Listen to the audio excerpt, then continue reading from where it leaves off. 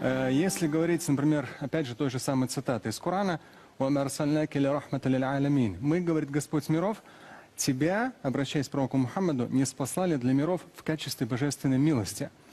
То есть на сегодняшний день всего лишь 1/1000, может быть 10-тысячная из числа мусульман оказалась в системе так называемого международного терроризма. Это может быть 0,1%.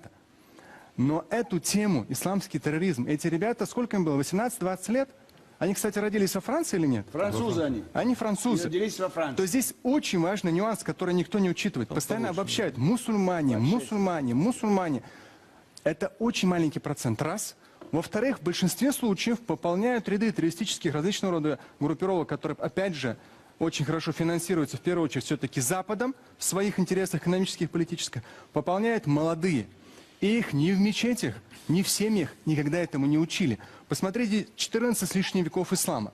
Такого понятия, как терроризм, оно начало появляться только после Афганистана, между Америкой и Советским Союзом, когда все это происходило. В исламе такого не было. С точки зрения, то есть самое большое оскорбление для мусульман есть то, что вот эту всю грязь, может быть даже, да, мусульмане 1,5 миллиарда почти отвечают как бы за этот 0,0 там, 10-тысячную% из их числа, но в большинстве своем это люди, которых воспитало сегодняшнее телевидение, французское в том числе, где постоянно говорилось исламский терроризм. У них уже с учетом нейронных путей в голове, что это именно исламский, что это часть нашей религии. Но я вам говорю, мне самому 41 год, и я сам по национальности татарин. 27 лет я религиозно практикующий. Общался на разных языках с самыми разными культурами. В исламе такого понятия, как терроризм, в Коране четко и ясно сказано, что кто убьет, кто убьет одного человека, неважно какой он национальности, просто вот убьет его, то подобно по греху пред Богом, подобно как убил целое человечество. Никто во Франции эту цитату не проговаривал по телевидению. Если говорили, то только исламский терроризм. А вот такого рода вещи, то же самое пророк Мухаммад говорил. Верующий человек – это тот, рядом с которым люди, вне зависимости от национальности, вероисповедания, люди чувствуют себя в безопасности. Всегда раньше мусульмане излучали собой безопасность.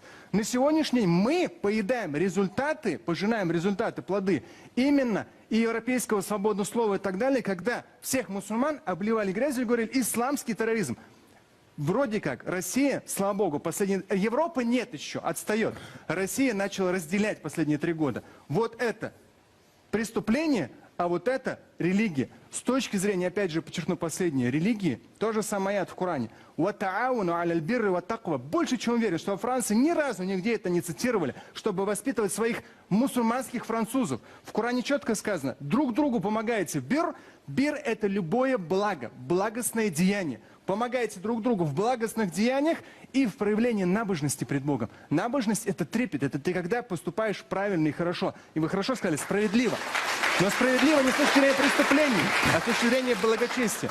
И дальше идет в аяте. Но никогда не помогайте друг другу, в Коране говорится, никогда не помогайте друг другу в вражде и грехе. Во вражде и в грехе никогда друг другу не помогайте. Вы это по телевидению в СМИ, наверняка в европейских...